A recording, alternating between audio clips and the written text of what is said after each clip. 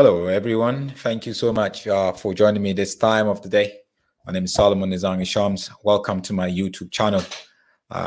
It's great to be with you at this time and for joining me as we look forward to the weekend. Blessed Child is asking, Solomon, where are you? I'm here. Job Mantati from Kempton Park. Thank you so much for joining. Appreciate every one of you. Please, if you haven't subscribed to my YouTube channel, if you're watching on YouTube, please subscribe immediately. Solomon's Temple. I'm sure we're going to do quite a lot. You know, you're going to be able to be able to get quite a lot of what do you call it? Quite a lot of resources and videos that I've done videos, you know, for the last 1 year. I'm sure, you know, you're going to find some of them interesting or informative, whichever way you see it. But thank you so much for your support and everything. I see Bongani. Bongani is always a big supporter. Appreciate you. Thank you so much. Nokwanda, all the way from Ekapa in Kempton, in Cape Town. Thank you so much. Greetings to you too. We got Sibu Sisiwe Moyo from Botswana. Jonita from Nebraska in the US. Thank you. Appreciate each and every one of you. Emma, thank you so much for joining. Faith, Tamara, thank you. Thank you, each and every one of you. Nima from Butson. Nelly, do I owe you anything, Nelly? Happy birthday in arrears. I just got myself all mixed up, but happy birthday to you, Nelly. Thank you for joining. Justino from Angola. Thank you so much for coming. Come Stash. Oluyomi from the UK. Thank you for joining. There we go. Where's Oluyomi from the UK? Right here. Oops, right here. And then we got Marilyn from Sweden. Oh, wow. Thank you, Marilyn. It's good to have you here. And Zayumba from Lusaka, Zambia. The mighty Chipolo Polo. Anna from India. Thank you so much. Moini Nomvuyo from Zimbabwe. Thank you. Is this Zimbabwe? Yeah. ZW. What's that? What's ZW again? No, not Zimbabwe. Trying to get that right. From SA, isn't it? Yeah.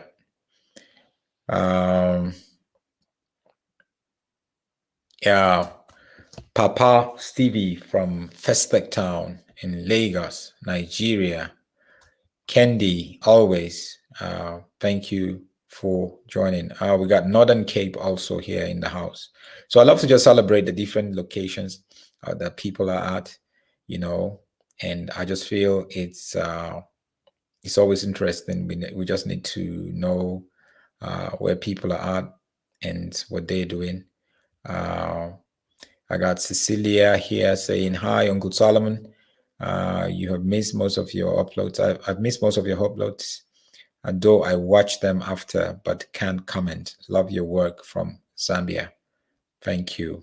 Somebody said, why are you, Mishingu, why are you after TB Joshua? No, you can't be. I'm not after TB Joshua. I think you got it all twisted. I'm after the truth. That's what it is. Nick from Botswana Habaroni. Thank you. Vivi from Kenya. Thank you, guys. Mozambique is also in the house. Alcidio, thank you. Appreciate each and every one of you. So I'm just going to do a quick one. This will be short and sweet. You know, again, if you haven't subscribed to my YouTube channel, can I ask you to please do that right away? Solomon's Temple is a YouTube channel, Solomon's Temple.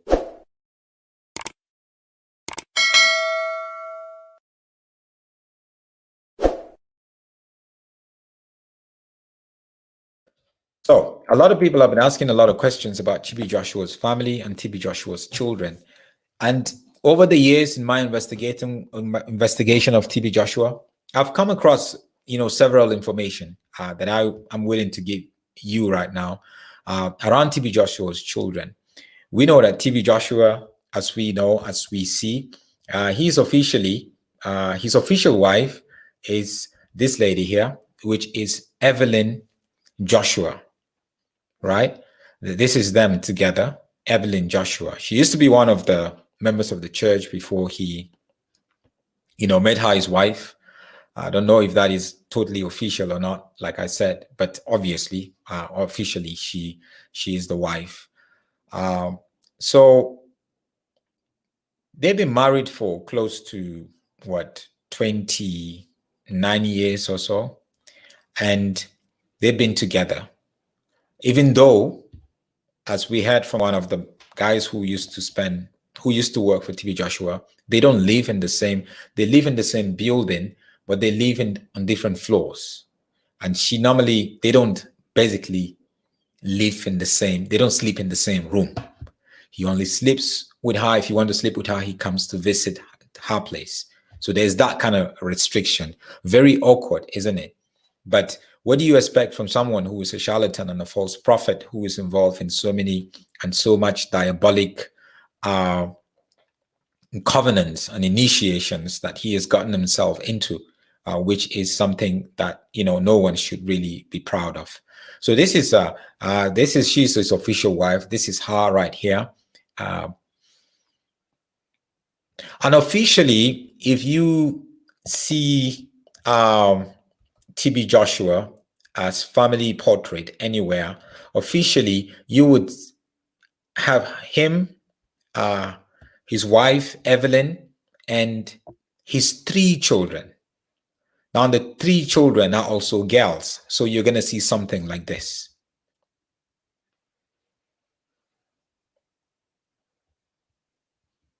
Right, so it's him, his wife, and his 3 children, which is girls. I from what I hear, he struggled to really have a boy, especially as an African man. There's some stuff that he actually did, that, for the wife to go, and that the second child, they thought it was going to be a boy, but never really, it was never a boy. And the second child actually has some sort of health implications, health challenges. So the first child is the one that we see there to the right. She's Sarah. Now I'm going to talk about Sarah later, but that's the first child. She just got married recently to a man from Tanzania, and she's an attorney by profession. So she read law, and then her name is Sarah. And then you have the second child who has a lot of health implications that I don't even want to go into. And then you have the last one, and they all, partially grew up in Lagos and the UK, where they studied, where they schooled. So they did a lot of their education was out in the UK. Now,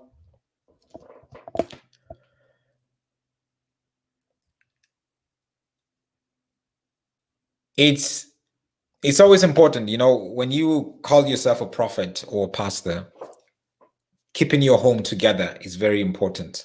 A wife, children, a nuclear size family is something that we project quite a lot. It comes with biblical expectations, and also you tend to earn more respect from society and from people. And obviously, TB Joshua tried to do that as much as possible. For a lot of people, they say, we don't know his wife. We've never seen his wife that much. We don't see his wife much. We don't see his kids much. I believe it's part of his plan. It's not like he's trying to shield them or anything. It's just part of his plan. Because remember, the whole brand, the whole Synagogue Church of All Nation brand was built on one man. So he has to be the focus. He has to be the limelight, because that's where Satan uses to destroy people. Because Satan used TB Joshua to destroy a lot of people. So those are his kids, his family and his kids. Now, the one information on one of the kids that is a little bit out there is the first daughter, Sarah. And she's the one that I told you she recently graduated from a university in the UK, law, and she came down to Nigeria, and she was also called to the bar in Nigeria, obviously. So she had to do a year law school, like they do in Nigeria. So this is her here on the day that she was called to the bar. So you can see her with the whole regalia of an attorney or solicitor, like somebody said.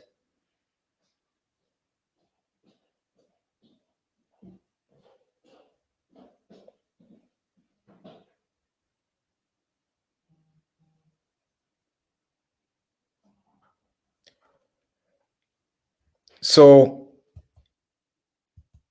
you have her, and this is her and the mother, and also one of the family members on that day.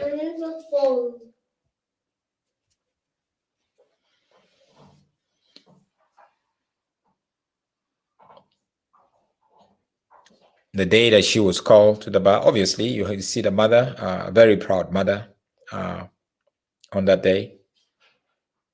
And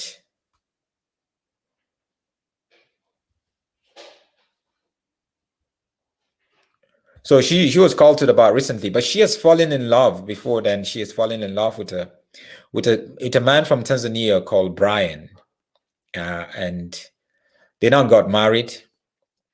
You know, for some reason, when they got married, they actually didn't get married in the Synagogue Church of All Nations, right?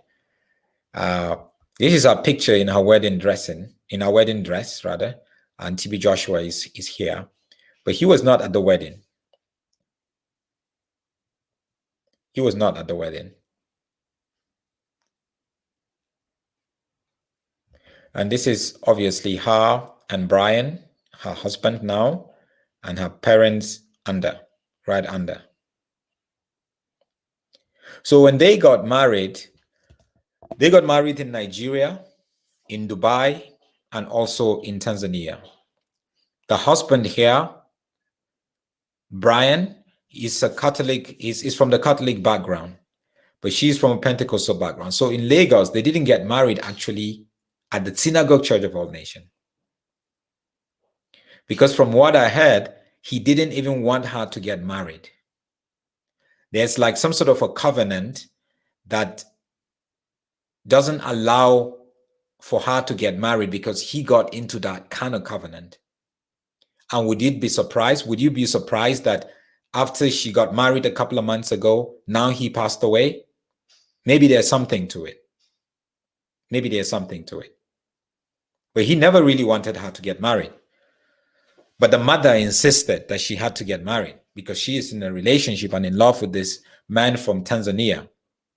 So they got married in a church in Lagos, Nigeria. He wasn't there. Do you have any picture of him or any video of him there? No. And then they celebrated the marriage also in the wedding also in Dubai. And then the last leg of that celebration was in Tanzania, in Dar es Salaam, the capital of Tanzania, where they also got married in a Catholic church because the husband is from a Catholic background. So that the whole idea of them getting married is she's going to still be Pentecostal and he's going to be Catholic. So they will maintain their identity, but their children are going to become Catholics. So there's quite a lot of, things, just around it. You ever met, you got married, your first daughter getting married and you never attended it? They had a wedding in Nigeria, a wedding in Dubai, a wedding in Tanzania, but you never really showed up in any of these three weddings. Okay, maybe the first one you were not feeling well, maybe the second one you were busy, but this is even your first daughter, your first child. Like I said, he insisted. He was like, no, the daughter shouldn't get married and all that. And the mother said, look, if you give me problem and all that kind of stuff, whatever I know about Synagogue Church of All Nations and you, I'm going to tell the world. So there's that thing about she knows too much for him to stop her from having what she wants. So there is, some of you would hear me say this, you would think this is just like story or creation or fiction. No, you have to understand the kind of life that these people were living. Charlatans and false prophets, they get themselves involved in so many of these messed up, initiations and covenants and relationships and evil stuff that even their families are brought to the altar of sacrifice. They get them, their family members, their children, their wives involved into all these things without their knowledge. But that's what Satan wants. He wants to destroy it. So why would you not want your first daughter to get married? That's obviously the work of Satan. If they want to get married, you should allow them. That's their right, by the way. And now she's married to this young man here.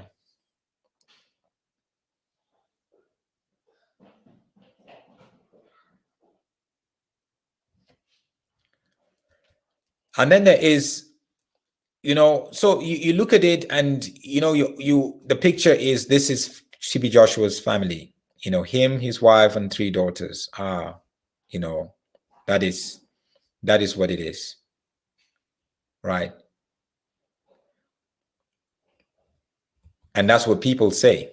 But, insiders know something totally different, because the thing is, TB Joshua has kids with other women. There are some that I know, there are some that I don't know. So there are kids here, there, and there with other women. And one of those kids, I will just call her Ajoke. She's in her 20s right now. This is her. And actually, I've spoken to her. She didn't deny it.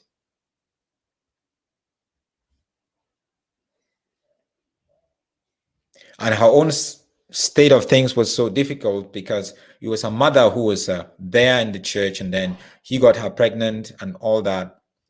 And then she left, and then she had a baby. She couldn't take care of the baby. She came, and he was like, no, he's going to take care of the baby, but he doesn't want to accept the baby like his child. He doesn't want people to know that it's his child. So the whole thing was done like it's an adoption. It was a baby who was abandoned, and then he adopted the baby. And that was how she got into synagogue. And then he gave her, supported her and all that kind of stuff. So you can see the way that it is, because you have to create that image. But people that are close by, insiders, know that, look, this is his daughter. And that was how I got to know myself. And she got in touch with me. This is another picture of her. You could see, I mean, she loved life. She's a young lady with a nose ring and all that. She's a young lady that is different.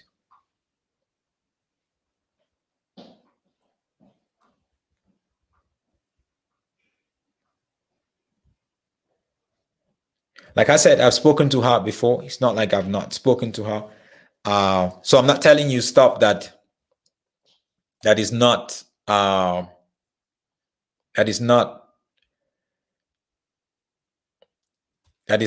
there. I'm not telling you. Sorry, I'm not telling you stuff that is some sort of fiction. No, I'm giving you information from my investigation. So there are other children.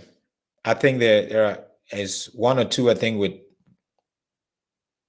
there's one with a European woman also, and so you have those kind of situations. And also he was a man who was looking for a boy, so maybe he was looking for a boy out there,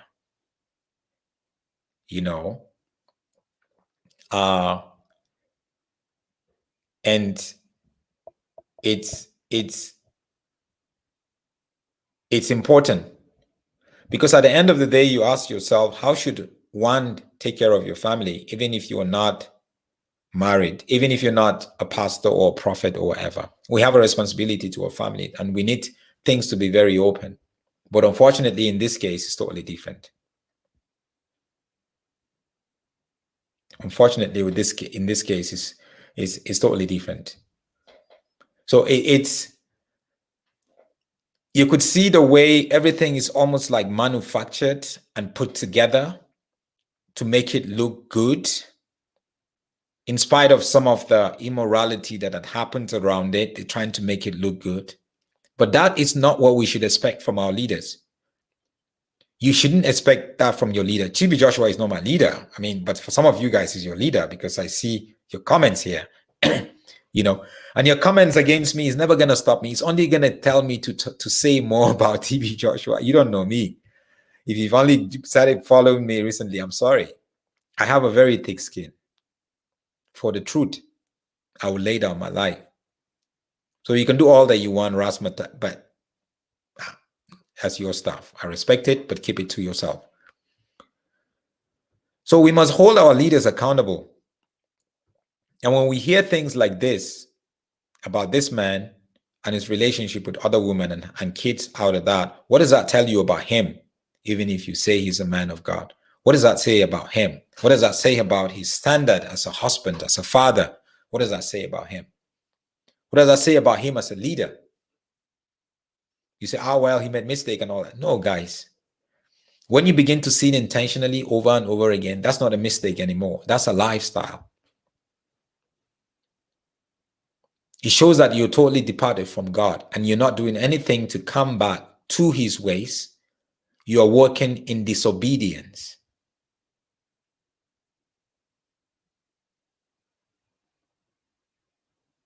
There's no way we're going to continue to have leaders who are not going to take care of their families.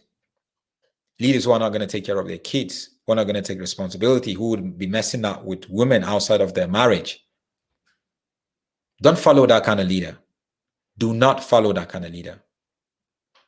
That kind of leader will lead you astray because they don't even have self-control. And I'm not saying you'd be perfect, but if you are a leader, I don't see how you're going to be going around, go out with other women and having kids around whilst you're married. Yeah, if it happened once, you repent, yeah.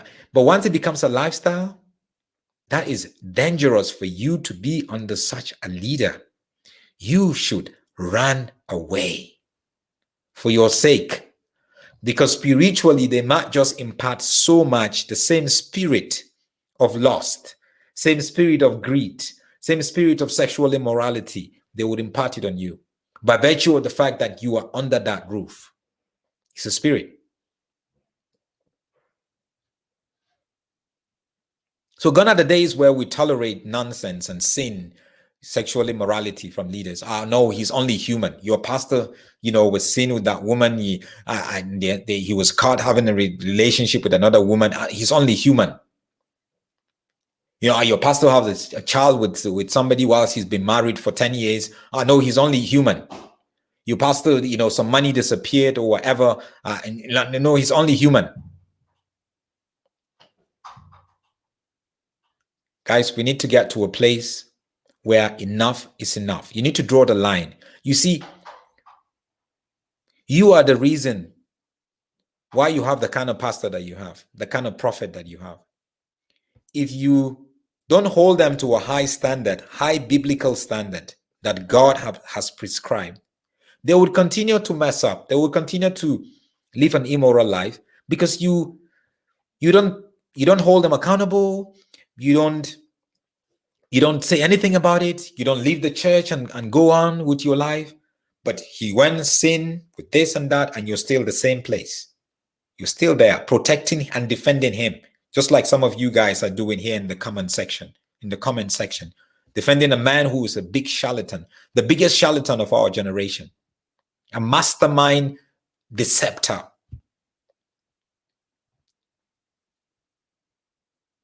Can you believe somebody who's not even a Christian came into the church and claimed to be a Christian and deceived many for close to 30 years? And he is still not a Christian until he died. Do you know what that means? He means he's a master. He's a master deceptor.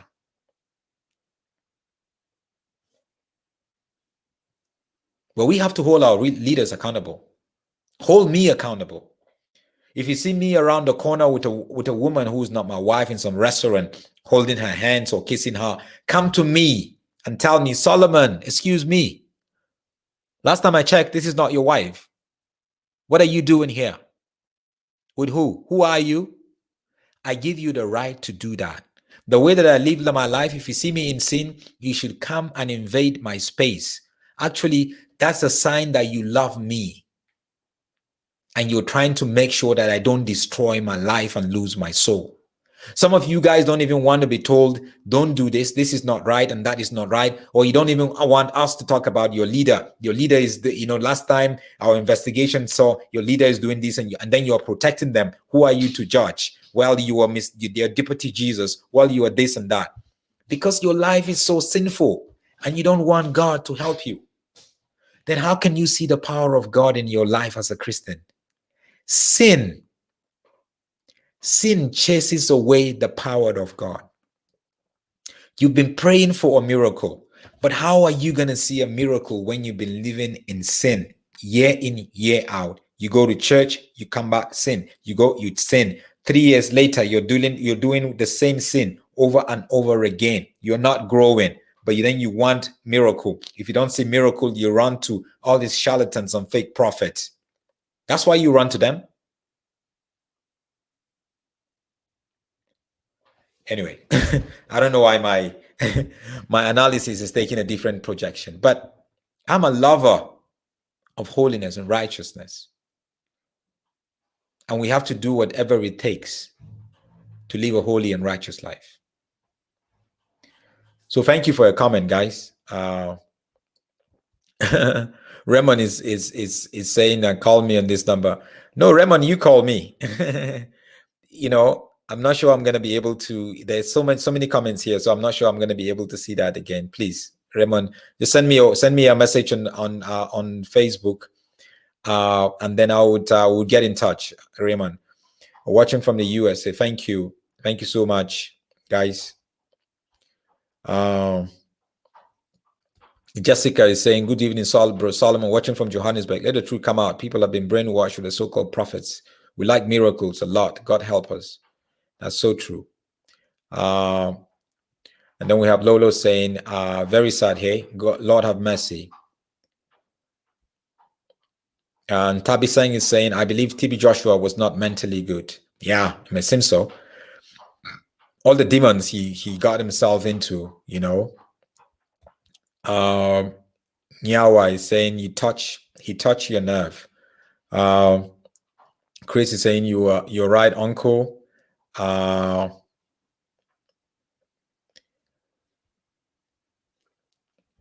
Faith here is saying, speak louder, Uncle Solomon. My best friend went there.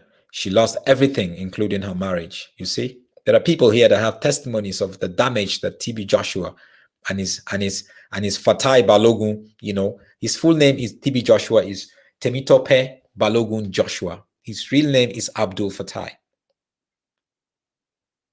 He's a big wizard. And he took advantage of the church. Us that are supposed to be smarter and wiser. We were never. But I just wanted to put that out there, just so we can have some sort of a glance of it. Thank you so much for the so many guys who has been supporting me. And yesterday, like I said earlier on, I was in court in my case against Alf Lukau. Alf Lukau is the pastor who allegedly resurrected somebody from a coffin, you remember, about 2-3 years ago, which became a global news and all that kind of stuff. He's been taking me to court for defamation all this while, and I was sentenced to prison, but then we're trying to appeal the judgment, to get the right to appeal the judgment. And yesterday we were in court and we're praying for that the judgment would come our way. But obviously we need quite a lot of money to continue to do that. So please just continue to support what I do. A lot of people have been asking, how do I support you? How do we support you and all that? If you want to support via PayPal with my legal fees, please do that. With the operations of Solomon's Temple, please do that. SolomonTalks@yahoo.com for PayPal. If you are international, SolomonTalks@yahoo.com. Every single dime that you send, every single rand, naira, dollar, or whatever that you send is going for what it should be. I'm not a charlatan. Until a couple of months ago, I never been asking people for money. I actually would be raising money for people here. I'm the one, people that have needs and all that kind of stuff. I use my money. I've been using my money to do this. A lot of these charlatans and fake prophets, all they want to do now is to take me to court. That's the only way they want to silence me. Because they've tried to attack me spiritually, never worked. Tried to attack me physically, came to our house to kill me and my kids, never worked. But now is the legal thing. Solomon doesn't have money, so let's strangle him legally. So I would love your support. If you're local and if you want to support, this is the NetBank account that you could do that. I would really appreciate it. So thank you guys for all that you're doing, for all your support and all that you've been doing. You know, God has called us to live a righteous life, and God has called us to support and to follow the truth. We must never be reluctant to speak the truth. And we must never be, we owe nobody an apology. We owe nobody, we don't owe anybody an apology. The truth is the truth. And whichever way you say it is fine. Nobody should tell you this is the way that you should say the truth. This is the way that you should communicate the truth to people. No, truth is truth. Nobody can change it. So thank you so much. God bless you. There's a great weekend ahead of you, and I'm sure you're going to have a wonderful time. God bless. May He keep you, cause His face to shine upon you. May you continue to be anchors of truth. In Jesus' name, amen. Marriage. Of course, marriage is not your normal bump and face kind of relationship. It brings both excitement and disappointments.